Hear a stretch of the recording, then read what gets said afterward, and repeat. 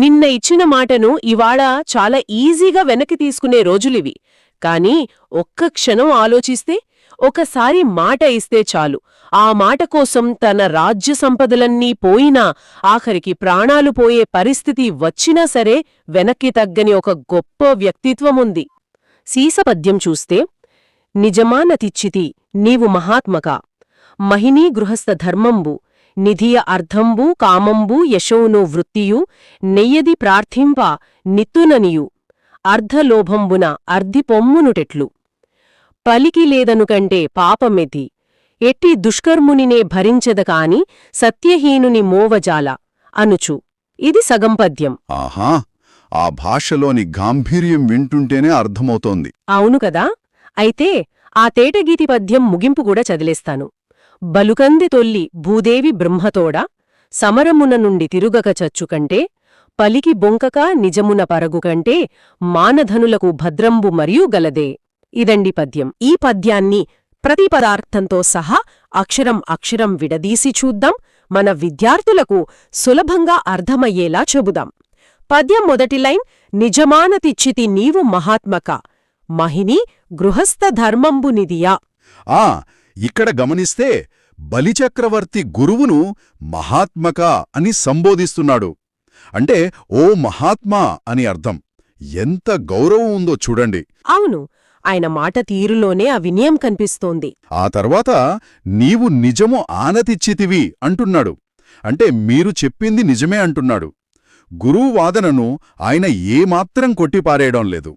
మహిని అంటే ఈ భూమిపై, గృహస్థ ధర్మంబు ఇదియా అంటే గృహస్థుల ధర్మం ఇదే కదా అని అంగీకరిస్తున్నాడు. గృహస్థుడు తన కుటుంబాన్ని, తన సంపదను రక్షించుకోవాలి. అదే కదా ఆయన ధర్మం. కరెక్ట్. ఆ ధర్మాన్ని బలిచక్రవర్తి కూడా ఒప్పుకుంటున్నాడు. తానొక గృహస్థుడిగా సంపదను కాపాడుకోవాలని ఆయనకు తెలుసు. ఓహో, అంటే మీరు చెప్పింది కరెక్టే అని ముందు ఒప్పుకుని ఆ తర్వాత తన అసలు పాయింట్కొస్తున్నాడన్మాట. నెక్స్ట్ లైన్ చూస్తే, యర్థమ్మున్గామంబు యశమును వృత్తియు, నెయ్యది ప్రార్థింప నిత్తుననియూ. అవును, ఇక్కడ అర్ధంబున్ అంటే ధనాన్ని, కామంబున్ అంటే కోరికలను, యశమును అంటే కీర్తిని, వృత్తియున్ అంటే జీవనాధారాన్ని, ఈ నాలుగింటి గురించి ఆయన ప్రస్తావిస్తున్నాడు. అంటే వీటిలో ఏదడిగినా ఇస్తానని ఆయన ముందే చెప్పాడా? అవును, వీటిలో ఏ అది ప్రార్థింపన్ అంటే ఏది అడిగినా ఇత్తును అనియున్ అంటే ఇస్తానని చెప్పి అని ఆయన గురువుకు గుర్తు చేస్తున్నాడు. నా దగ్గరకొచ్చిన యాచకుడు ఏది అడిగినా ఇస్తానని నేను ముందుగానే సభలో ప్రకటించాను కదా అంటున్నాడు. ఇప్పుడు ఆ తర్వాతి వాక్యం చాలా కీలకమైనది కదా. నర్ధలోభంబున నర్ధిపొమ్మునుటెట్లు అని సూటిగా ప్రశ్నిస్తున్నాడు. అవును, అర్ధలోభంబునల్ అంటే కేవలం ధనం మీది ఆశతో, అర్ధిన్ అంటే ఆ అడిగేవాడిని లేదా యాచకుడిని, పొమ్ము అనుటెట్లు అంటే వెళ్ళిపో అని నేనెలా అనగలను అని అడుగుతున్నాడు. ఇది వింటుంటే నిజంగా గృహస్థులకు మాట నిలబెట్టుకోవడం ఎంత ముఖ్యమో కదా అనిపిస్తోంది. నేను ఇస్తానని మాట ఇచ్చాను, తీరా సమయానికి నా ఆస్తి పోతుందేమో అనే భయంతో, ఆ డబ్బు మీద ఆశతో వచ్చినవాడిని ఖాళీ చేతులతో వెళ్ళిపో అని ఎలా చెప్పగలను అని ఆయన బాధపడుతున్నాడు. కరెక్ట్. ఆ తర్వాత చాలా పవర్ఫుల్ స్టేట్మెంట్ ఇచ్చాడు బలి. పలికి లేదనుకంటే బాపమెద్ది. పలికి అంటే మాట ఇచ్చి, లేదు అనుకంటేన్ అంటే తర్వాత లేదనడం కంటే, పాపము ఎద్ది అంటే పాపము ఏముంది అని ఒక పెద్ద ప్రశ్న వేశాడు. అంటే ఆ మాట తప్పడానికి మించిన పాపం లేదంటున్నాడనమాట. ఖచ్చితంగా. సృష్టిలో దొంగతనం, మోసం లాంటి పాపాలు ఎన్నో ఉండొచ్చు. కాని ఒక మనిషికి ఆశ కల్పించి, మాట ఇచ్చి, ఆ తర్వాత వెనక్కి తగ్గడం అన్నిటికంటే మహాపాపమని బలిచక్రవర్తి నమ్మకం. ఇక్కడికి మొదటి భాగం పూర్తయింది కదా. ఇప్పుడు ముగింపు భాగంలోకి వస్తే, ఎట్టి దుష్కర్మునినే భరించదనుగాని సత్యహీనుని మోవజాలననుచు. అవును, ఎట్టి దుష్కర్ముని నే భరించదన్ కాని అంటే ఎంతటి ఘోరమైన పాపాలు చేసిన వాడినైనా సరే నేను మోస్తాను గాని, సత్యహీనుని మోవజాలన్ అనుచున్ అంటే అబద్ధాలాడేవాడిని మాత్రం నేను మొయ్యలేను అని ఒకరన్నారట. అన్నది ఎవరో తర్వాత లైన్లో చెబుతున్నాడు కదా. బలుకందే తొల్లి భూదేవి బ్రహ్మతోడ. కరెక్ట్. తొల్లి అంటే పూర్వం, భూదేవి అంటే మన భూమాత, బ్రహ్మతోడనంటే బ్రహ్మదేవునితో, పలుకదే అంటే చెప్పింది కదా అని బలిచక్రవర్తి ఇక్కడ భూదేవి మాటలను గుర్తు చేస్తున్నాడు. అయితే నాకు ఆలోచనొస్తోంది ఇక్కడ. మనం కొంచెం లోతుగా ఆలోచిస్తే అసలు భూదేవికి అంతులేని ఓర్పు ఉంటుందని మనం చిన్నప్పటి నుంచి చదువుకున్నాం. భూమి మీద ఎంతోమంది ఎన్నో దారుణాలు చేస్తుంటారు. ఎందరో దుర్మార్గులను ఆమె మోస్తోంది కదా. అవును, ఎన్నో పాపాలను భరిస్తుంది. మరి అలాంటి భూమాత అబద్ధమాడేవాడిని మాత్రం నేను మోయలేను అని ఎందుకు చెప్పింది? సత్యానికి ఈ సృష్టికి ఉన్న ఆ లింక్ ఏంటి? లాజిక్ ఏంటంటే ఒక సమాజం నడవాలంటే నమ్మకం అనేది పునాది లాంటిది. నేనొక వస్తువు కొన్నప్పుడు అది పనిచేస్తుందని, ఎవరికైనా సహాయం చేసినప్పుడు వారు గుర్తిస్తారని మనం నమ్ముతాం గదా. అవును, ఖచ్చితంగా. ఒక నమ్మకం మీదే అంతా నడుస్తోంది. ఒక వ్యక్తి దొంగతనం చేసినా, వేరే ఏ తప్పు చేసినా అది ఆ వ్యక్తిగతమైన పతనానికి కారణమవుతుంది. లేదా ఒకరిద్దరికి నష్టం జరుగుతుంది. దాన్ని భూమి భరించగలదు. కాని సత్యం నశిస్తే మనుషుల మధ్యన నమ్మకమనే పునాదే కూలిపోతుంది. ఓహో, నమ్మకం లేని సమాజం చిన్నభిన్నమైపోతుందన్నమాట. అదే కదా, సత్యం తప్పుతే ధర్మం తప్పుతుంది. ధర్మం తప్పుతే ఆ సృష్టి క్రమమే దెబ్బతింటుంది. అందుకే తను నిలబెట్టే ఆ సత్యం నశించిన చోట తాను భారాన్ని మోయలేనని భూమాత అంత స్పష్టంగా చెప్పింది. వావ్, అసలు నమ్మకం అనేదానికి ఇంత గొప్ప డెఫినిషన్ ఉంటుందని నేననుకోలేదు. బలిచక్రవర్తి ఈ యొక్క ఉదాహరణతో తన గురువుకు అబద్ధం ఆడటన్నని తీవ్రతను ఎంత చక్కగా వివరించాడో. అవును. ఇక పద్యం చివరి లైన్లకొస్తే, సమరమున నుండి తిరుగొక చచ్చు కంటే, అంటే యుద్ధం నుండి వెనుతిరుగకుండా వీరమరణం పొందడం కంటే, ఆ తరువాత బలికి బొంకక నిజమున పరుగు కంటే, అంటే ఆడిన మాట తప్పకుండా సత్యంతో జీవించడం కంటే, మానధనులకు భద్రంబు మరియు కలదే. మానధనులకు అంటే అభిమానమే ధనంగా గలవారికి, భద్రంబు అంటే శుభకరమైనది లేదా మేలైనది, మరియు కలదే అంటే మరొకటుందా లేదు అని చాలా బలంగా చెబుతున్నాడు. అంటే దీని భావం మొత్తాన్ని ఒక సారాంశంగా మన స్టూడెంట్స్కి సింపుల్గా చెప్పాలంటే ఎలా చెప్పొచ్చు అంటే, ఓ మహాత్మా గురుదేవా, మీరు చెప్పింది అక్షరాలా నిజం. గృహస్థులకు సంపదను కాపాడుకోవడమే ధర్మం. కాని ధనం, కోరిక, కీర్తి, జీవనాధారం వీటిలో ఏదడిగినా ఇస్తానని నేను సభలో ముందే మాటిచ్చాను కదా. అవును, అడిగినవాణ్ణిప్పుడు పంపించేయలేడు. ఎగ్జాక్ట్లీ. ఇప్పుడు కేవలం సంపద పోతుందనే ఆశతో అడిగినవాణ్ణి వెళ్ళిపో అని ఎలా అనగలను? మాట ఇచ్చి తప్పుట కంటే మించిన పాపం లేదు.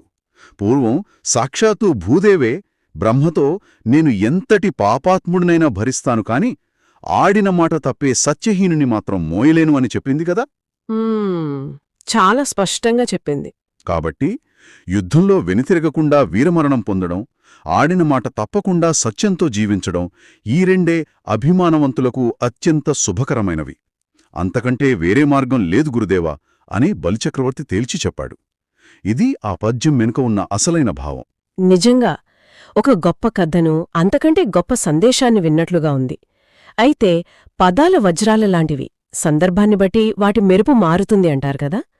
ఒక అద్భుతమైన భావాన్ని ఇంత బలంగా మన మనసుల్లో నాటడానికి కవి పోతనగారు వాడిన పదాల వెనుక ఉన్న ఆ ఇంజనీరింగ్ను మనం అర్థం చేసుకోవాలి. ఖచ్చితంగా. పదాలు కెమెరా లెన్స్ లాంటివి. సరైన పదాన్ని వాడితే భావం ఎంతో స్పష్టంగా కనిపిస్తుంది. విద్యార్థులకు ఇది చాలా ఉపయోగపడుతుంది. ముందుగా ఈ పద్యంలోని పర్యాయ పదాలు అంటే సినానిమ్స్ చూద్దాం. పద్యంలో కవి మహీ అనే పదాన్ని వాడాడు. మహీ అంటే భూమి. దీనికి సమానమైన అర్థం వచ్చే పదాలు ఇంకేమున్నాయి మన తెలుగులో? భూమి అనే అర్థానికి తెలుగులో ఎన్నో అద్భుతమైన పదాలున్నాయి. పుడమి, అవని, ధరణి అని కూడా మనం వాడవచ్చు. ఈ పద్యంలో బలిచక్రవర్తి మహీ అనే పదాన్ని గృహస్థ ధర్మంతో ముడిపెట్టి వాడటం విశేషం. అలాగే పద్యంలో సమరము అనే పదమొచ్చింది. సమరము అంటే యుద్ధం కదా. దీన్ని మనం ఇంకెలా చెప్పొచ్చు? సమరముని రణం, పోరు అని కూడా అంటారు. అలాగే యశము అంటే కీర్తి. దీన్ని ఖ్యాతి, పేరు అని చెప్పొచ్చు. ఇక అర్థి అంటే యాచకుడు, అంటే అడిగేవాడు అని అర్థం. పర్యాయ పదాలు బాగానే ఉన్నాయి, కానీ స్టూడెంట్స్ని ఎప్పుడు కాస్త కన్ఫ్యూజ్ చేసేవి నానార్థాలు కదా, అంటే మల్టిపుల్ మీనింగ్స్. ఒకే పదానికి వేర్వేరు సందర్భాల్లో సంబంధం లేని వేర్వేరు అర్థాలొస్తాయి. అవును. ఉదాహరణకు పద్యంలో అర్ధంబు అనే పదముంది. ఇక్కడ అర్థం అంటే ధనం లేదా సంపద అనే ఉద్దేశ్యంతో బలిచక్రవర్తి వాడాడు. కాని దీనికి వేరే అర్థాలు కూడా చాలానే ఉంటాయి. అవేంటో చెప్తారా? తప్పకుండా.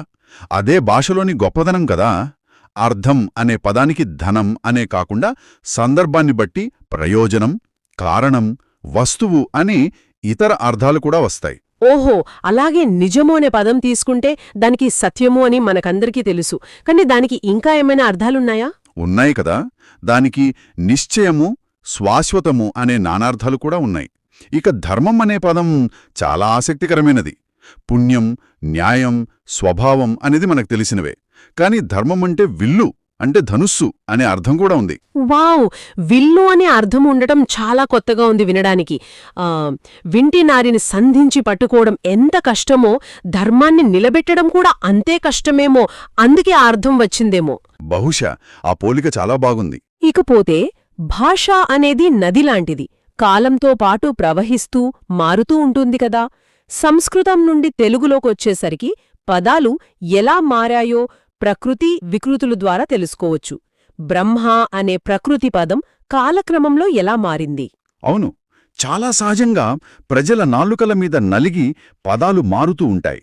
బ్రహ్మ అనే పదానికి వికృతి రూపం బొమ్మ.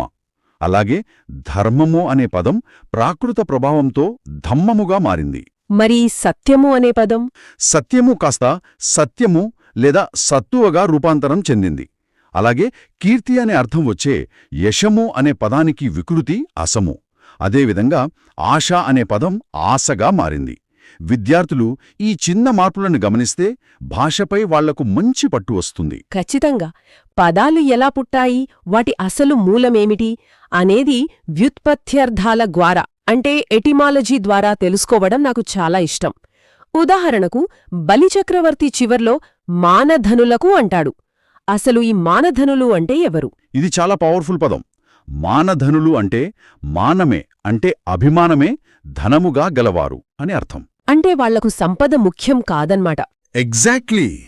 తమ దగ్గర ఎంత బ్యాంక్ బ్యాలెన్స్ ఉంది, ఎన్ని రాజ్యాలున్నాయన్నది వాళ్లకు ముఖ్యం కాదు. వాళ్ల ఆత్మాభిమానమే వాళ్లకు అసలైన ఆస్తి. అది కోల్పోతే వాళ్లు దివాళా తీసినట్లే అని భావిస్తారు. అలాగే గృహస్థుడు అనే పదానికి మూలమేంటి? గృహస్థుడు అనే పదానికి వ్యుత్పత్తి గృహమునందు ఉండువాడు, అంటే ఇంట్లో ఉంటూ కుటుంబ సామాజిక బాధ్యతలు నిర్వర్తించేవాడు అని అర్థం. ఇక భూదేవి అంటే సర్వప్రాణులను భరించేది, మన బరువును బాధ్యతను మోసే తల్లి కాబట్టే ఆమెను సర్వం సహా అని కూడా అంటారు. ప్రతి పదం వెనుక ఇంత డెప్త్ ఉందన్నమాట. ఇకపోతే ఒక పద్యం చదవడానికి ఎందుకు అంత మృదువుగా ఒక పాటలాగా అనిపిస్తుంది అని ఆలోచిస్తే దాని వెనుక ఉన్న వ్యాకరణం, ఆ గ్రామర్ మెకానిక్స్ కనిపిస్తాయి. అవే సంధులు, సమాసాలు. అవును, చాలామందికి ఇవి కేవలం రూల్స్ లాగా అనిపిస్తాయి, కాని పదాల మధ్య అతుకులు లేకుండా చేయడానికి వాడే ఒక అద్భుతమైన టెక్నిక్ ఇది. అవును. ముందుగా ఈ సంధుల గురించి చూద్దాం. మన స్టూడెంట్స్కి ఇవి చాలా ముఖ్యం. పద్యంలో నిజమానితిచ్చితి అనే పదం ఉంది. దీన్ని విడదీస్తే నిజము ప్లస్ అని, నిజమని అవుతుంది కదా. దీని వెనుక లాజిక్ ఏంటి? లాజిక్ చాలా సింపులే. రెండు పదాలు కలిసినప్పుడు అక్షరాలు ఒకదానితో ఒకటి ఎలా కలుస్తాయో చెప్పేదే సంధి. ఇక్కడ నిజము అనే మొదటి పదం చివర ము ఉంది. ము అంటే ప్లస్ ఊ, అంటే అందులో ఊకారముంది. దానికి రెండో పదంలోని అనిలో ఉన్న ఆ అంటే అచ్చు పరమైంది కదా. అవును, ఊకారానికి అచ్చు పరమైతే అది ఉత్వసంధి అవుతుంది. మీరన్నట్లు సంధి లేకపోతే నిజము అని విడివిడిగా చదవాలి. అది కవిత్వానికి, ఆ ఫ్లోకి అడ్డంకి.